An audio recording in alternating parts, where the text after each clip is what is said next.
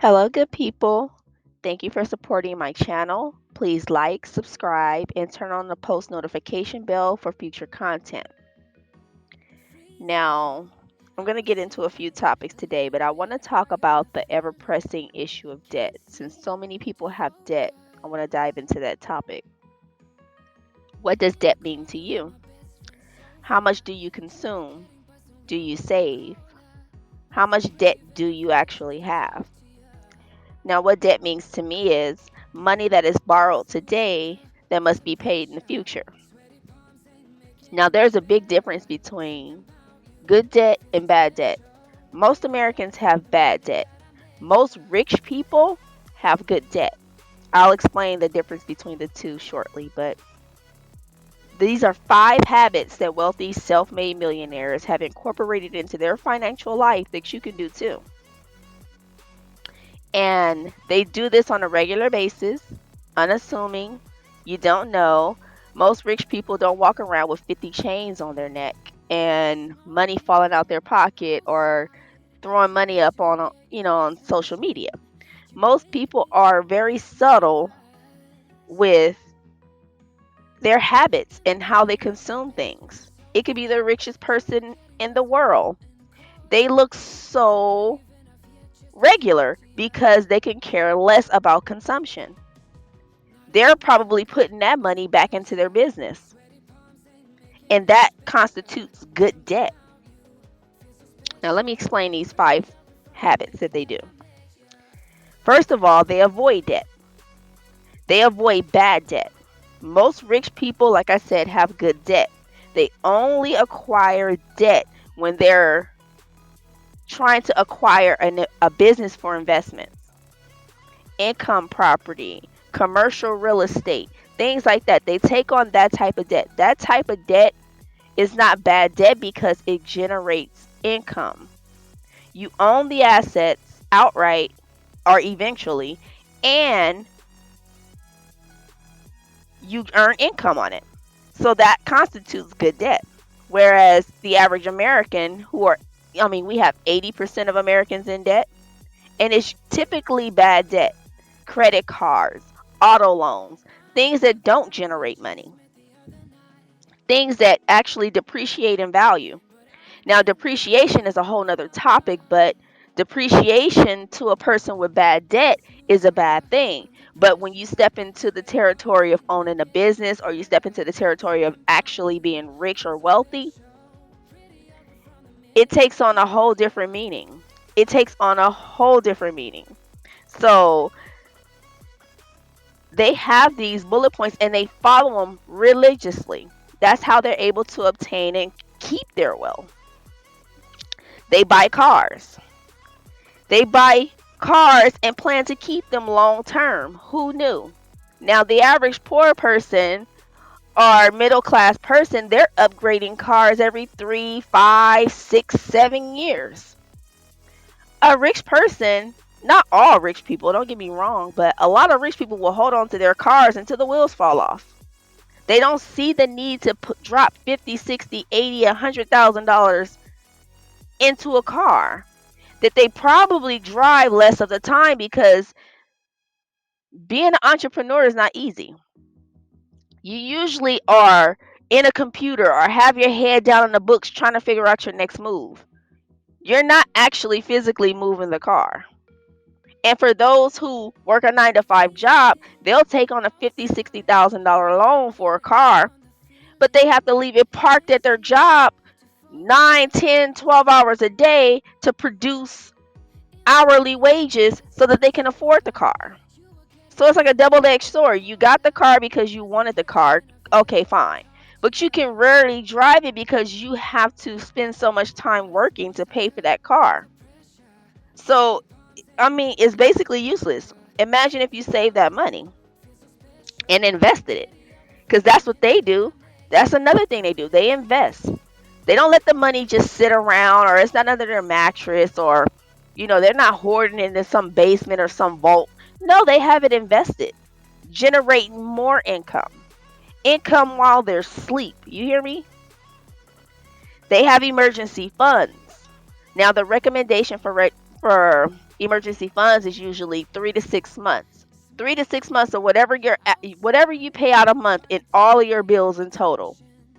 Times that times six, and you have your emergency funds. They do this. In some cases, they'll have 12 months. That means if anything happens in a 12-month period, they have all of their expenses covered for 6 to 12 months.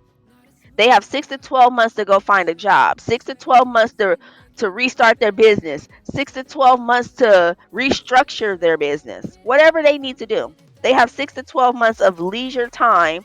Now, that gets tricky because there's nothing coming in on the back end, but at least they're covered for 6 to 12 months. Most people in America don't have an emergency fund to cover $1,000 expense if it pops up in their face.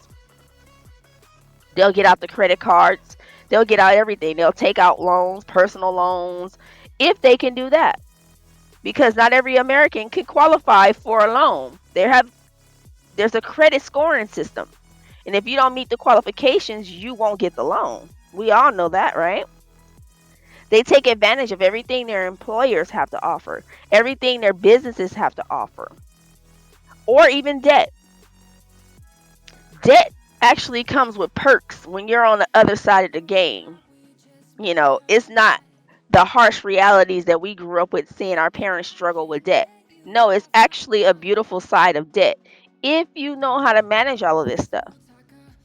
You have a person that the average American has 5 credit cards in their wallet at any given time. Well, there are people who are so responsible with their credit cards, right? They can have all 5 of those credit cards, have a monthly bill, pay the monthly bill in full immediately every month, pay 0 in interest. Probably had the credit cards for over 5 years. Never paid a cent, a penny in interest. All they pay is their principal every month. That's the game of credit cards. You collect points, and you'll literally be out here on airplanes and hotel rooms, buying meals, taking your family out on a Sunday dinner, all on credit card points. The credit card company is actually paying you to hold their credit card. Now, they don't want millions of customers like that. The way they make their money is through interest. So they need people to not pay the full balance every month. That's their game. But you can beat their game by paying the balance off immediately every month. 0 interest. Have the credit cards for 20 years and pay 0 interest. But you get all the perks and the points and everything that comes with holding that credit card. And like I said, literally, you'll be out here enjoying a Sunday dinner, treating all 4 of your family members, all 3 of the kids, the wife, the husband, everybody eating on points. You have not paid a penny because you were responsible, right? Then that lends to how much do you consume? Because as of 2022, customer debt is at 16.5 trillion, with the average debt among consumers at 96K, $96,000.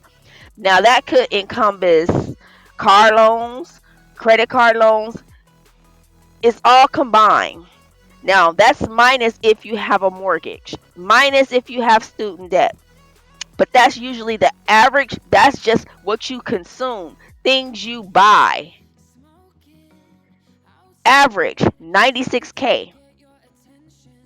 Now, I'm going to do a breakdown of the income groups because here in America, everything is broken off in classes. We have socioeconomic classes. This determines where your kids go to school, the standard of grocery stores that you go into, the standard of your parks, and how well manicured your neighborhoods are, and how safe or assumably safe your neighborhoods are based on your income groups. So you have the first income group is the lower middle class. Now they can make anywhere from 32K to 52K a year. Now see, take these numbers with a grain of salt because it can get tricky. This all depends on the size of your household. If you have a single person, that 32 to 53,000 can go a little bit further. Whereas if you have one, two, three kids, that money becomes less. And then that's when you slip into the lower class because your income is being used to support four members instead of one. Then you have the middle class. Most people are in the middle class. Those are most of our parents. In the middle class, the middle class is usually or a majority of the people who own small businesses. Sarah, who own a bakery up the street in the local community. People in the community before they go to work can stop by Sarah's donut shop and grab a cup of coffee and a donut before they head out. But Sarah also employs three people that come to work every single day that she has on payroll. She's employing three people out of the community plus herself, right? So most of small businesses, which make up about 99% of American businesses, are small businesses. Middle class people who put their hard-earned money, take out a business loan, do whatever they need to do to source for equipment, source for products. Those are generally the bulk of the middle class. And they are 53K to 106K a year. Now, like I said, it depends on their family size too and how much they consume and other habits and things that lends to that. But if it's just one person, that could go a long way. And then you have the upper middle class. That's at 106K to 373K. And then you have the upper class. Most people think you need $1 million minus liabilities to be in the upper class. The threshold to get into the upper class is, I believe, at 450K. If you have a couple, that's what, 225 a piece? And there you go. You're in the upper middle class. But that's anywhere from 373K to 450K and up. Then you're pretty much riding up there with the top 2%. Not necessarily the top 1% because they have an average of $10 million in their savings account. And that's liquid. So that lends to how much do you save? Can you afford to retire?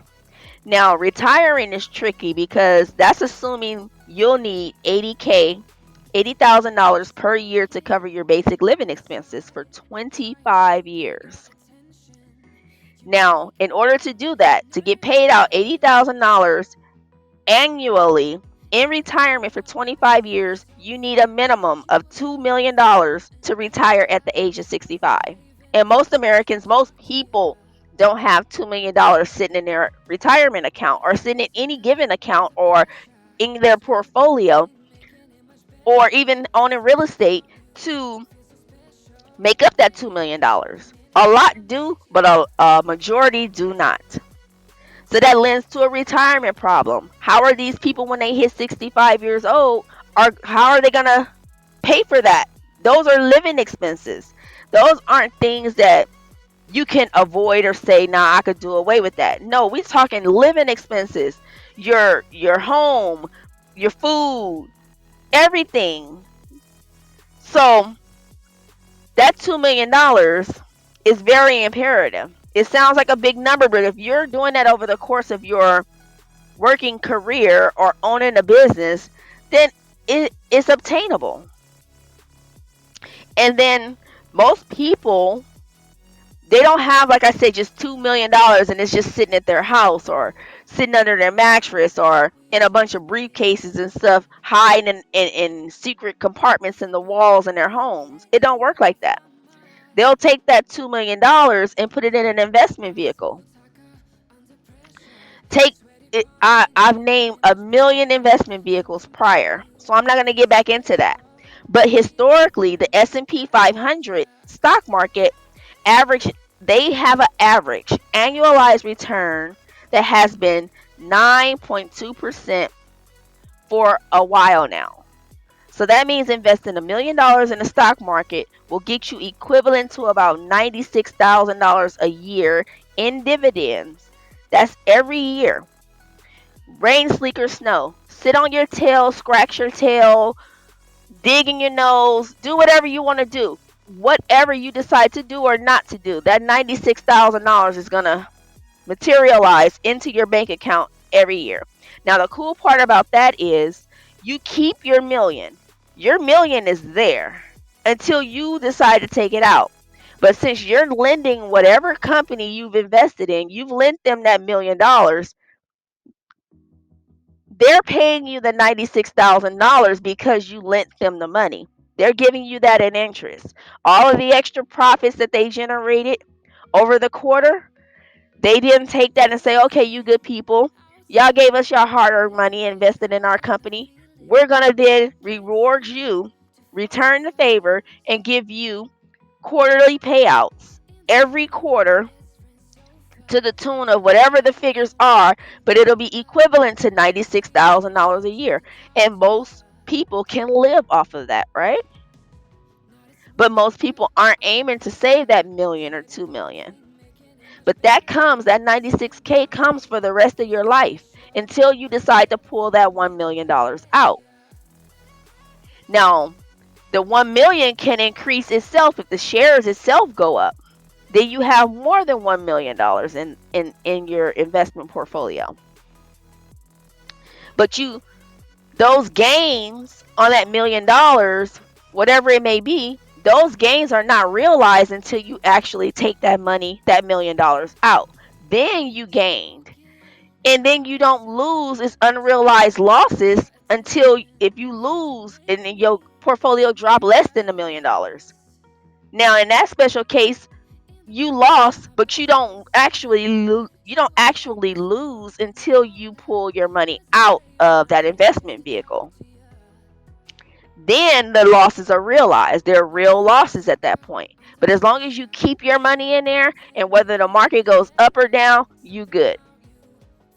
Right? As long as that company is profitable and able to weather the storm and keep their profits up, you'll continue to get those dividend checks. And the minute you evaluate the company and realize something's wrong, then you take and the company's about to go under or go bankrupt or whatever the case may be.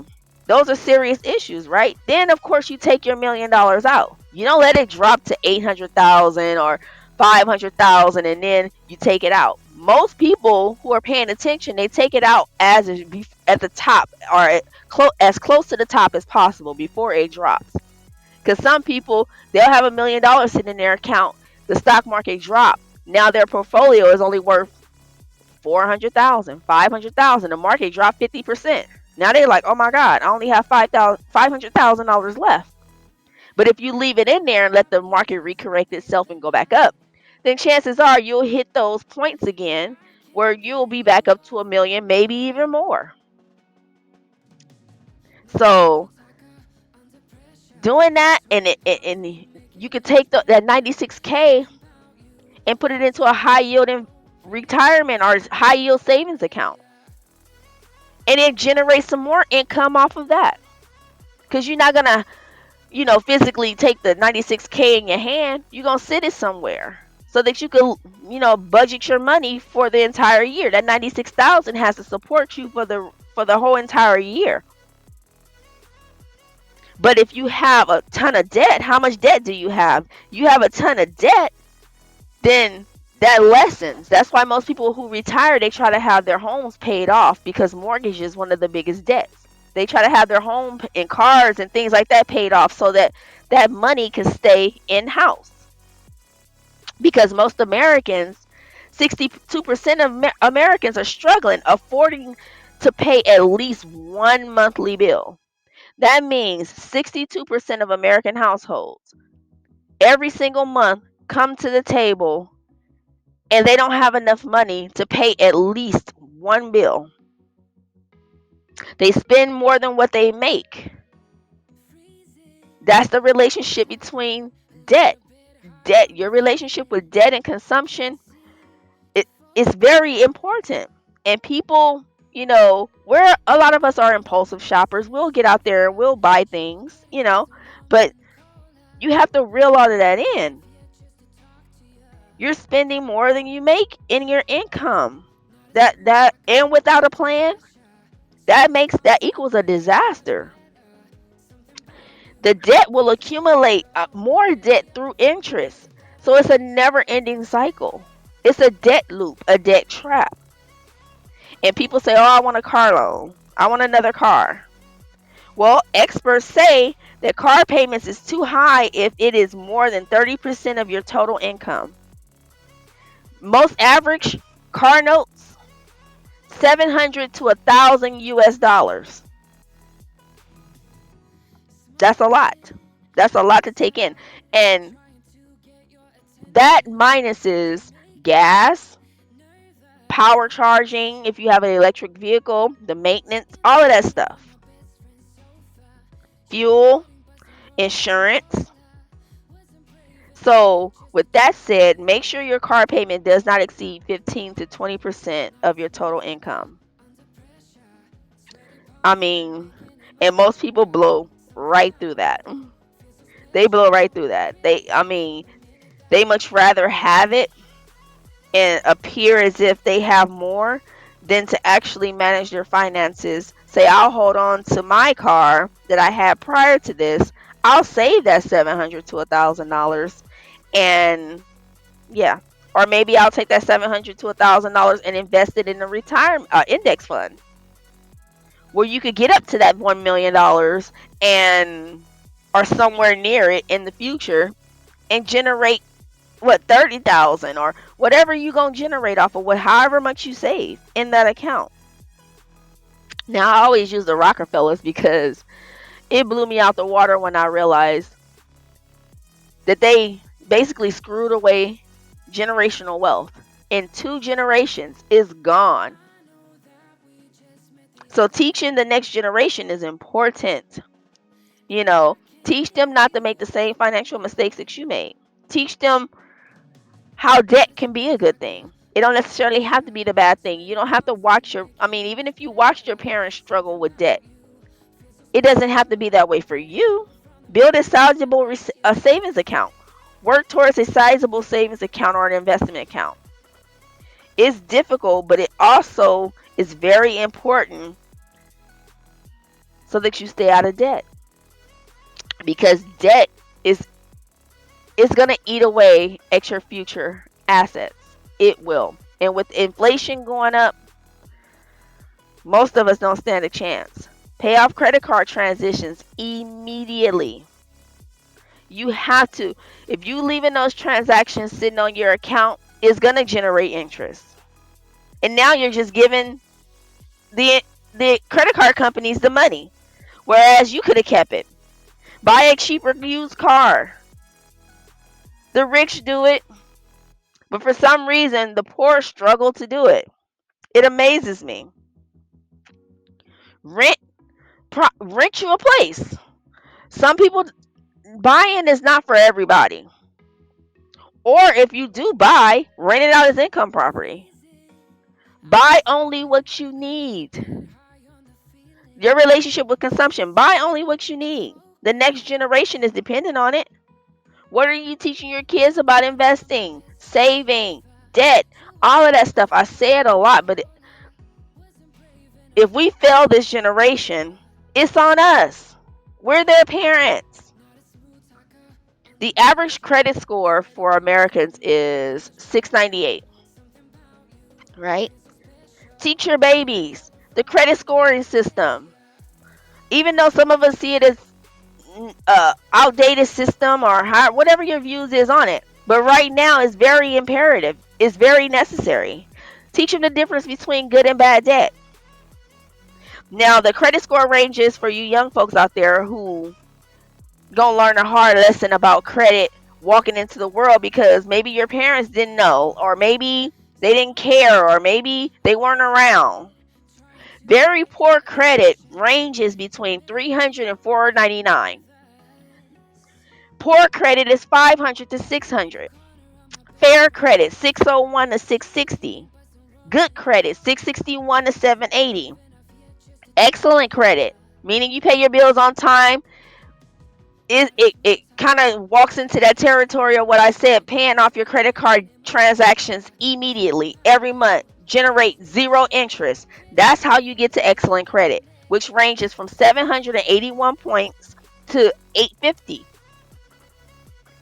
You keep that up, even if you only charge $100. Pay the full $100 off every year. Don't pay. I mean, every month. Don't pay the minimum balance. You're gonna generate interest if you pay the minimum balance. Good debt versus bad debt. A wealthy person will take out a loan to buy investment property that produces consistent income, and the assets go up in price over time, and they own those assets. And they're able to pass those assets down to the next generation, and the next generation then takes those same assets and keeps generating passive income on it. And all the while still owning it. It all ends back to that $1 million scenario I gave. When you put your $1 million on the stock market, you still own it. You sell your real estate property and it's worth $1 million. You're gonna get the $1 million off of it, right? Versus the bad debt, credit cards, student loans, auto loans, payday loans, home equity lines of credit, and the worst of all, loans from family and friends. Stay away from those. Most people don't get in bed with their family anyway, because if you do, if you are responsible and you've saved and you've taught your kids how to save and you've done all of the right things, right? And your family see you, okay, maybe you got it, and they come to you. When you decide to give it to them, understand it's no longer a loan. You just gave that money away. You're not going to get it back for the most part. Most people learn that the hard way, but most people who have done it realize I'm not getting that back. So the next generation depends on all of these things. How are you going to let your kids walk into the future? Are you going to let them get caught and slapped in the face with debt? That's very unfortunate. Teach them. Trust me, they'll appreciate you in the future. I know I did.